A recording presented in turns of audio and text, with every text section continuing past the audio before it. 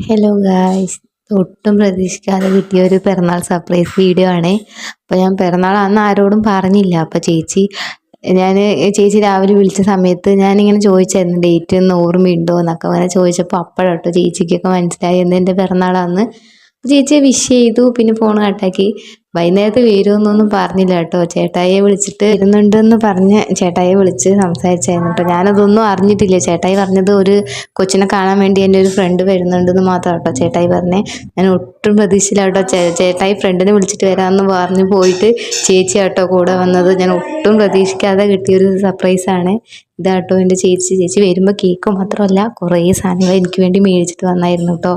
പിന്നെ കുറച്ച് ചെറിയ ചെറിയ ക്ലിപ്പ്, ലിബാം, പിന്നെ കാജൽ, പിന്നെ ഐലൈനർ, പിന്നെ എനിക്ക് ചേച്ചീൻ്റെ കയ്യിൽ ഇഷ്ടമായ ഒരു ലിപ്സ്റ്റിക് എന്ന് പറഞ്ഞായിരുന്നു ചേച്ചി. അത് എനിക്ക് വേണ്ടി മേടിച്ചിട്ട് വന്നേ.